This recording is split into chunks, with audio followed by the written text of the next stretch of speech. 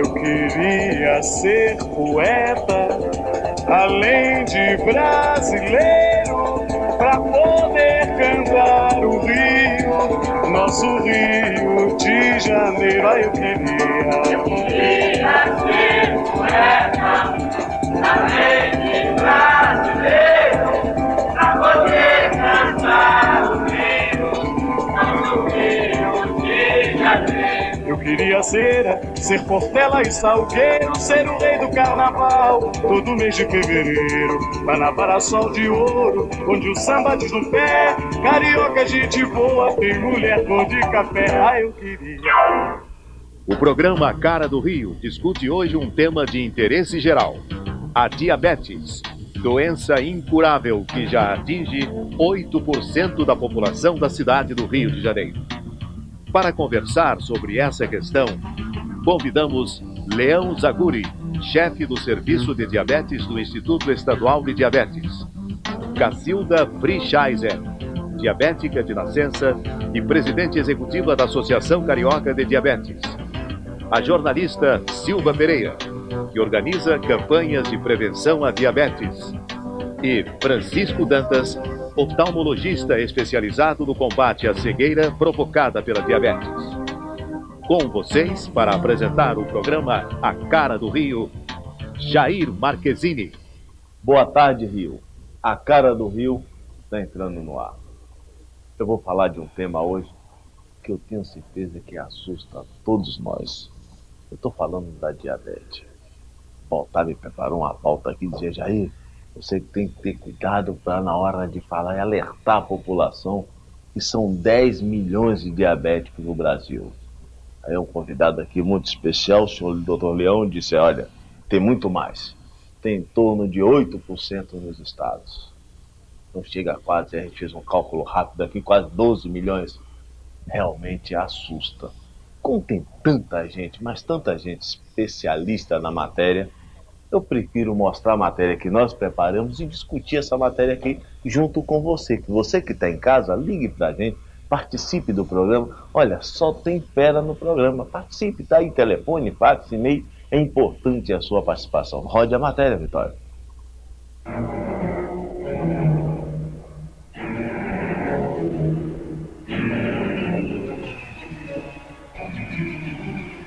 Grace Kelly tem 11 anos e há 7 convive com a diabetes. Ela toma insulina diariamente. Coincidência ou não, sua mãe conta que a filha era saudável até que uma panela de pressão explodiu, causando um grande trauma emocional. Kelly acha que leva uma vida normal, mas preferia não ter que fazer dieta. Ninguém na família tem diabetes.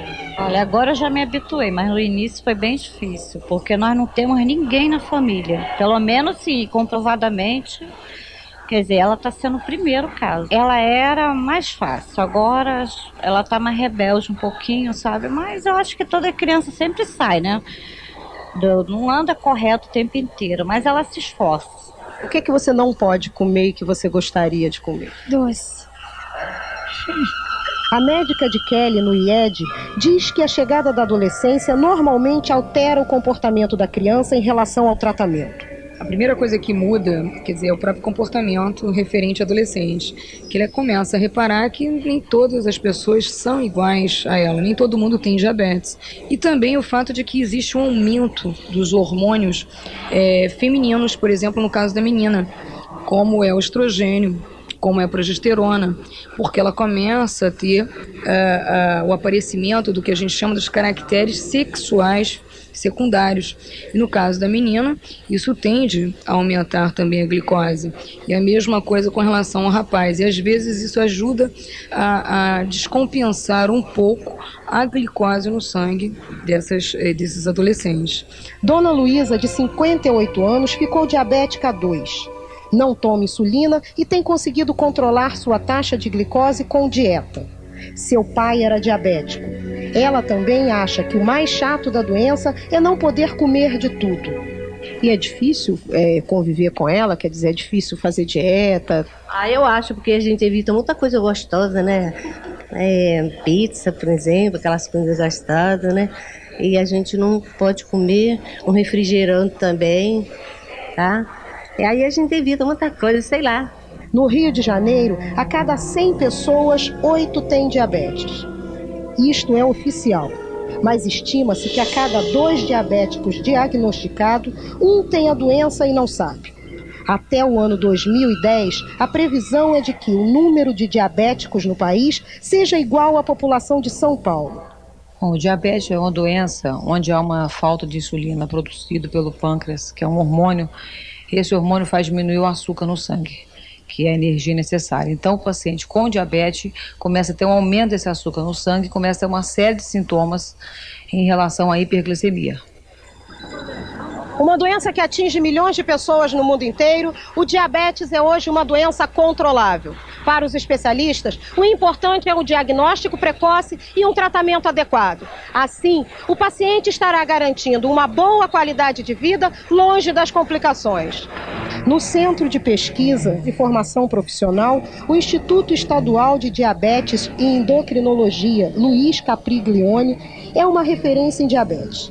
Aqui o paciente encontra uma equipe multidisciplinar capacitada ao diagnóstico e tratamento com exames e medicamentos, além de orientação para o controle das taxas de açúcar, dietas e atividades físicas. Mas, infelizmente, o serviço hoje está limitado aos pacientes antigos, cerca de 1.000 a 1.200 consultas ao mês. Isto porque a unidade está com sua equipe reduzida à metade. Os baixos salários têm feito os especialistas pedirem demissão. Mas, diante do avanço da doença, eles informam que os postos de saúde estão habilitados para o tratamento dos novos casos no Rio. O diabetes vem aumentando a incidência dele não só no estado do Rio, como no Brasil, como mundialmente. Tem um aumento, já é considerado até uma epidemia, porque o número de diabetes vem aumentando muito, uma proporção grande em todo o mundo.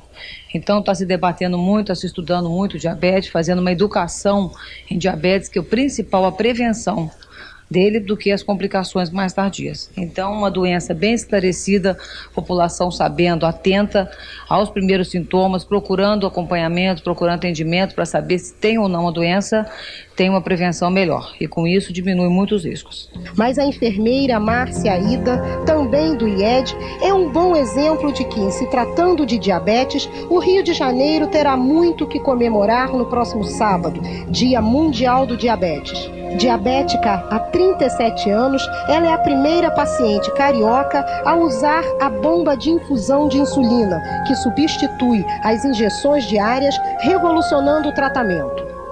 Esse aparelhinho, ele funciona 24 horas. Eu tenho uma dose, tá, que se chama dose basal, tá? Eu tenho que ficar dentro de um padrão que é estipulado pelos médicos, tá? Nesse padrão 24 horas. E quando eu como, eu tenho que dar uma dose que é chamada dose de bolos, uma dose extra. Agora, isso é uma tecnologia de ponta, isso é uma novidade para o Rio de Janeiro. Inclusive aqui o Instituto Estadual de Diabetes está sendo pioneiro na colocação de bomba, junto com o Dr. Ricardo e o Dr. Leon Zaguria. Eles é que estão dando suporte para colocar essa bomba aqui no Rio.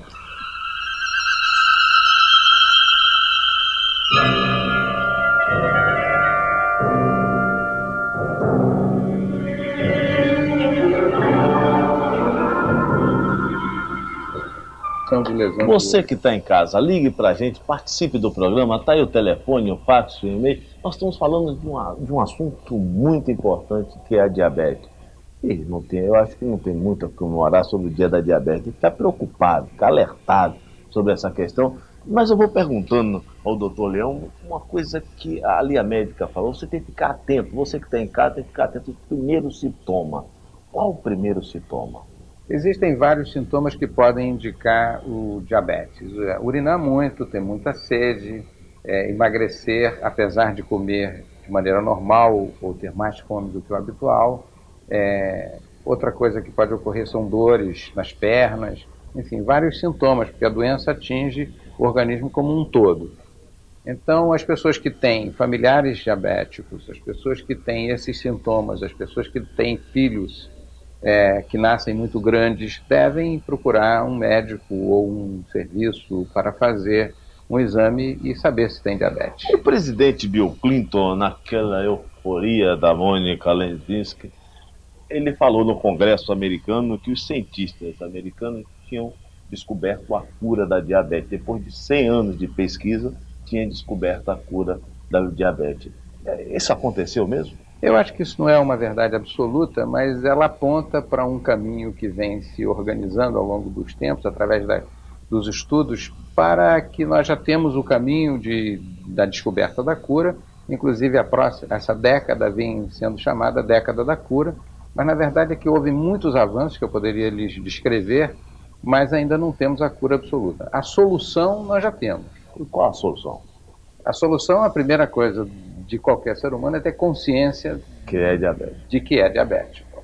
A partir daí, ele tem que desenvolver, juntamente com o seu médico, um plano de tratamento. E vai se organizar em função desse plano. Ele tem um tratamento dietético, existem insulinas modernas, existem tempos de ação para essas insulinas os mais diferentes, que podem ser usadas de diferentes formas. Existem formas de administração dessa insulina. Como vocês puderam ver, agora nós estamos implantando uma bomba de infusão contínua de insulina. Para os pacientes que não precisam de insulina, existem comprimidos que agem de diferentes formas, que podem ser associados, que oferecem uma boa possibilidade de controle. E o controle do diabetes, a manutenção do nível de glicemia normal, é a solução, porque isso impede as complicações secundárias. A obesidade é um fator para diabetes? A maior parte dos diabéticos é do tipo 2, quer dizer, o diabético que não precisa de insulina no seu tratamento, que não tem falta de insulina no seu organismo. A insulina age de maneira inadequada. A obesidade piora isso. Então, o número maior de diabéticos são os obesos. Então, a obesidade é um fator de risco para o diabetes muito importante, que deve ser combatido. Agora, eu escutei a matéria, o senhor também. A senhora ali falava como fazer esse tratamento na hora de comer aqueles docezinhos gostosos, a pizza. O que é que faz mal para a diabetes? Bom, ainda hoje se recomenda a retirada completa do açúcar in natura, quer dizer, do açúcar puro. Mas já a dieta do diabético hoje, ela é distribuída de uma forma que pode-se comer de todos os alimentos. Não é proibido a um diabético comer pizza, como ela disse. Se ela tiver obesidade, naturalmente a dieta será mais restritiva para que ela emagreça. Aí sim as gorduras vão ser evitadas, etc. Mas o diabético pode comer de tudo ou quase tudo. Houve um congresso, não sei se foi aqui no Rio de Janeiro, tratando desse tema diabetes. O que avançou nesse tempo, aqui no Brasil especificamente? Avançou alguma coisa? Ou vocês trouxeram técnicos lá de fora, vocês trouxeram alguns cientistas lá de fora? O que avançou aqui no Brasil? Em primeiro lugar, eu quero dizer que o Brasil está muito bem em matéria de tratar diabéticos. Em segundo lugar, os avanços são para o mundo inteiro. Eles não são, como eu disse, a solução final, mas já temos insulinas humanas produzidas no Brasil ou importadas, temos agulhas para aplicação de insulina absolutamente indolores, existem medicamentos modernos. Quer dizer, nós temos a solução, quer dizer, orientar o paciente para que ele possa obter o controle. E com isso evitar as complicações. O mais importante nisso tudo é que se descobriu, e eu sou pioneiro nisso, em 1971 a gente já falava nisso, quando ainda no mundo ainda não se falava muito sobre isso. A educação do paciente diabético, a conscientização do paciente de que ele é portador da doença e que ele tem que fazer certos procedimentos para que isso não venha prejudicar. O importante é que ele viva bem. Agora, o senhor também aqui no bate-papo, antes de começar o programa, a nossa querida jornalista Silvia, ela falava o seguinte: olha, o difícil é que as pessoas não sabem que estão com diabetes. Por que em cada caso, 12 estão com diabetes e a gente não sabe? Por quê? É falta de informação? É falta de conhecimento? É falta do poder público? O que falta na realidade? Bom, a questão é muito mais ampla do que a gente pode atingir aqui numa conversa assim simples. Porque o problema é que hoje em dia se faz muito mais campanha para diagnóstico, as pessoas descobrem mais, tem mais pessoas que descobrem ser diabéticas e tem mais pessoas que procuram tratamento. A questão é que não sei se o país tem condição de absorver esse número enorme de pacientes diabéticos. Por exemplo, no meu serviço, no momento, nós estamos com dificuldade de aceitar pacientes novos, porque existe uma limitação no número de médicos que fazem esse atendimento. Então, nesse sentido, nós estamos ampliando essa questão. Estamos dando aula para clínicos, para que eles também possam tratar dos pacientes diabéticos. Doutor Francisco, Eu tenho um amigo que ele conversava comigo e dizia assim, olha, eu tenho uma grande amiga com 20 e poucos anos, ela ficou cega da diabetes. A primeira impressão que nos passou que ele estava contando uma verdadeira cascata. Mas isso é real? A diabetes pode cegar? Olha, a diabetes, como uma microangiopatia sistêmica, ela afeta todos os setores do globo ocular e todos os setores do organismo, que as veias, as artérias, são as estradas do nosso corpo e estão em todos os lugares. Então, a doutora Fiona Miller, do County Hospital de Los Angeles, ela observou que, mesmo com tecnologia de ponta e com assiduidade e competência, havia muita cegueira, né? Muita amputação de membros e muito coma diabético sem necessidade. Então ela resolveu fazer um estudo multidisciplinar com nutricionistas, psicólogos, oftalmologistas, endocrinologistas, geriatras, e essa redução da urgência do coma diabético e da cegueira, da amputação, foi reduzido em 80%. Inclusive ela fez com população de baixa renda, os México-americanos do sul da Califórnia, né?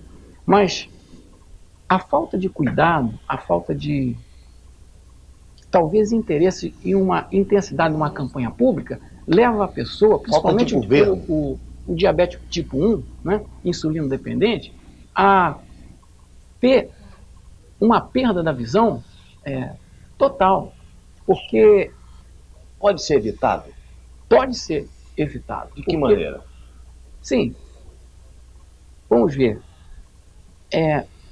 O diabetes tipo 1, ele tem que seguir as regras de dieta, né? Tem que ter consciência que é uma doença progressiva, é uma doença crônica, né? E que tem que fazer, ter os cuidados toda a sua vida, né? Ele pode ter uma existência saudável, então pode ter uma existência de qualidade de vida e não perder, não é obrigatório perder a visão. Agora, existem 3 estatísticas que são fulminantes. A primeira causa de cegueira é a degeneração senil macular, né? A doença da pessoa com uma idade muito elevada, né? Mas na vida útil, a vida produtiva da pessoa de 20 a 64 anos, onde a pessoa está produzindo mais, a diabetes ocupa o primeiro lugar.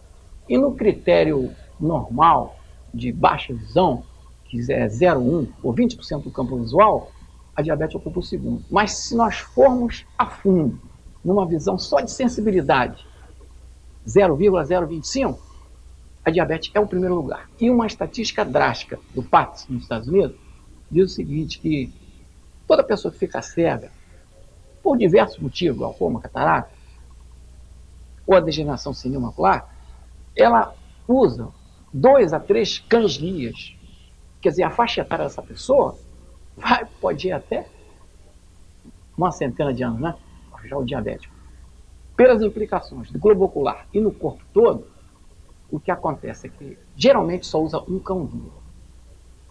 Agora, é uma questão que você que está em casa é comum, mas você que está em casa, ligue, participe do programa, está aí o telefone, o fax, o e-mail, é importante a sua participação. A gente fica meio assustado, fica aqui observando, aqui atento, você em casa também tem que ficar preocupado. Procure um médico, saiba se você é ou não diabético. Sobre essa questão, a gente ouve muito, e você está falando para a dona de casa, você está falando para o porteiro, você está falando para o doutor, está falando para todo mundo. Nós atingimos todos os níveis e é comum a gente escutar, olha, eu estava com 300 de açúcar, agora regularizei, está tudo ótimo.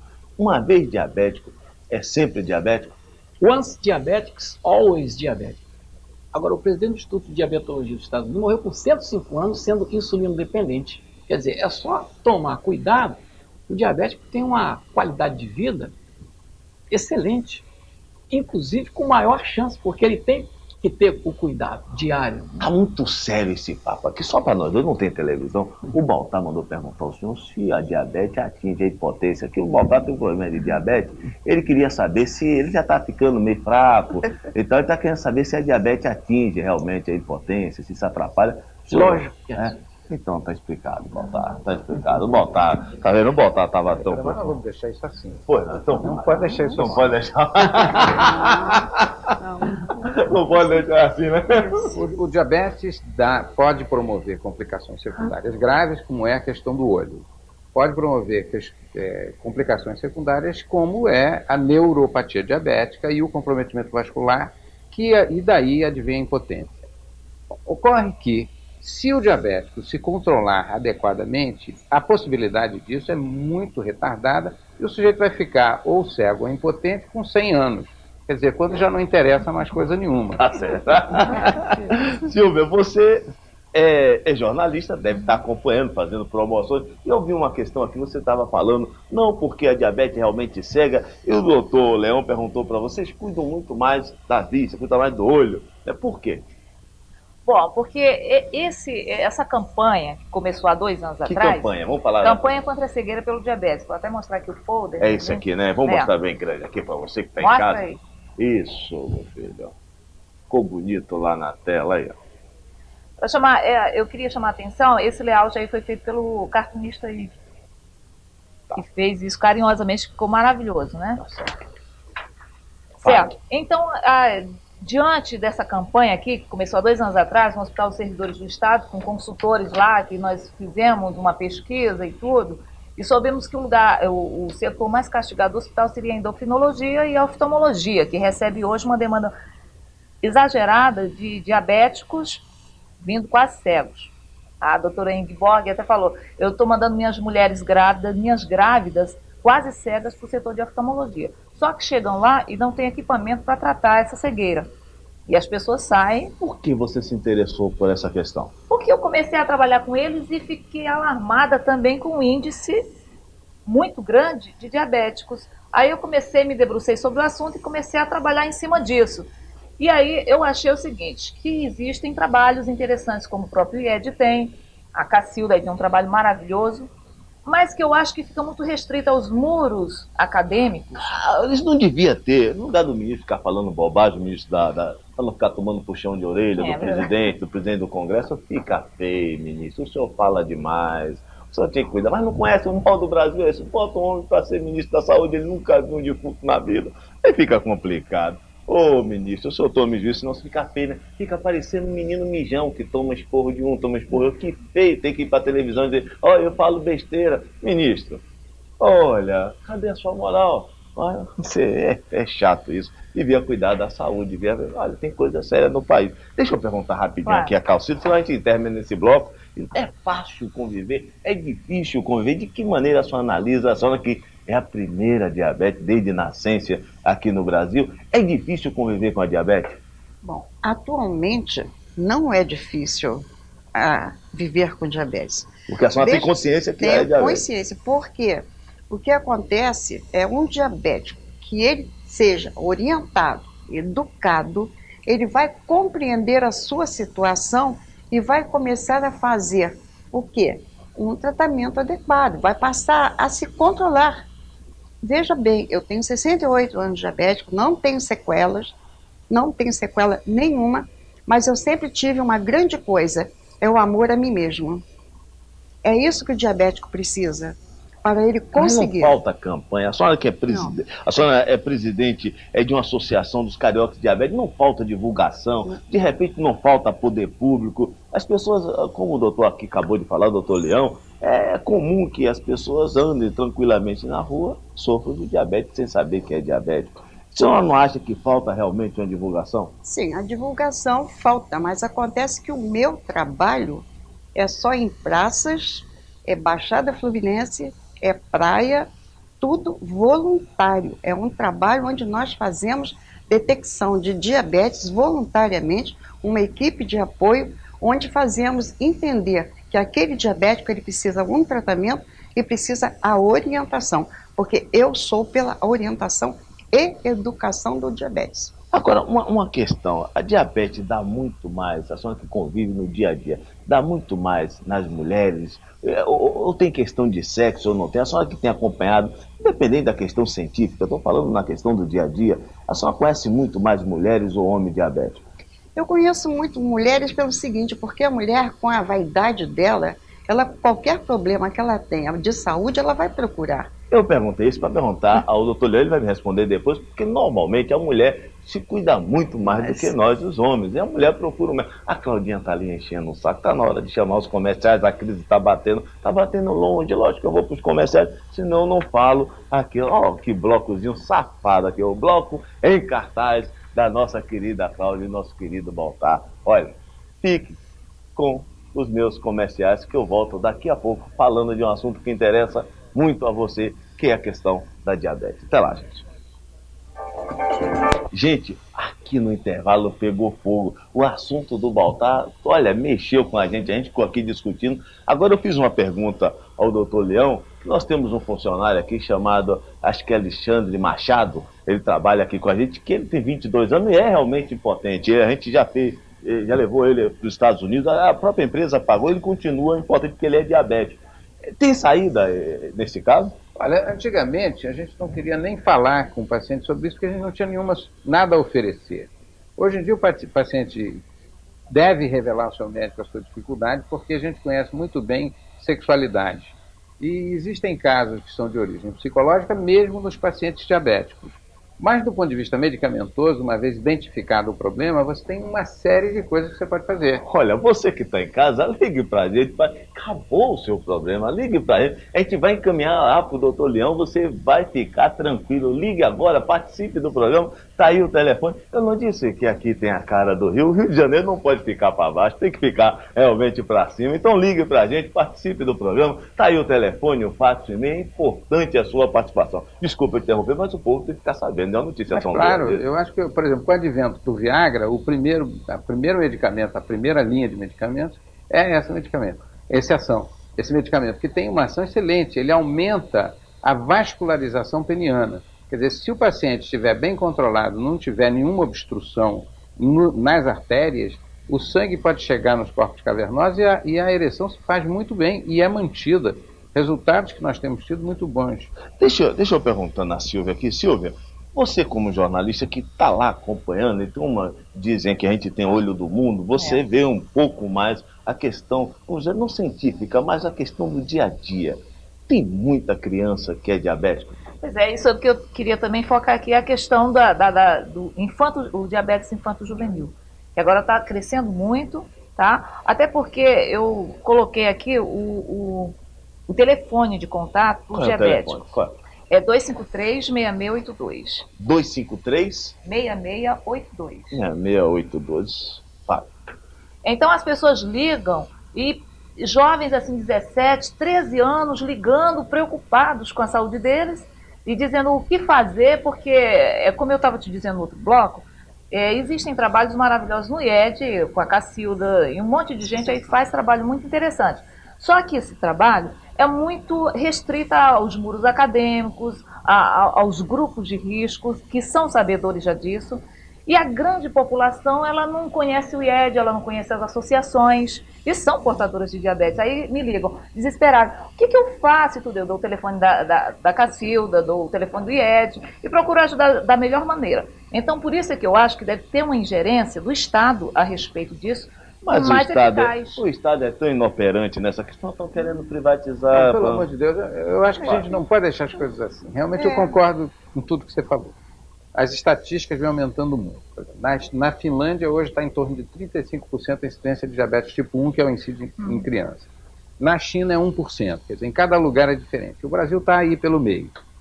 Agora, uma criança que ficou diabética hoje tem muito mais chances aqui no Brasil do que quando ficavam diabéticos há 30 ou 40 anos atrás. Quer dizer, a gente tem mais serviços, o governo investiu nisso, investiu em diagnóstico, no Rio, em todos os lugares. Inclusive se ampliou o atendimento para os postos de saúde, eu mesmo implantei esse plano de prevenção e controle do diabetes, que está funcionando e bem. Agora acontece que a demanda é muito grande. Então a gente tem que sempre aproveitar o que você está fazendo para estimular os políticos, os administradores de saúde, a ampliar esse espaço. Não, o que eu estou falando é... Eu posso continuar só? Não, a gente só tem 4 minutinhos, deixa eu tocar nesse... Eu vou mostrar rapidinho, fale a senhora. Olha, os postos de saúde atualmente, em todo o Rio de Janeiro, os SUS eles têm programa de diabetes. Então não há uma necessidade total deles não fazerem um tratamento, porque foi implantado em todos. Então nessa o governo agiu correto. O município, agiu correto, agiu. Só que a demanda é grande. A demanda é muito grande. Então vamos Deixa eu aplaudir só o terminar poder aí, público. só para dizer. É porque ele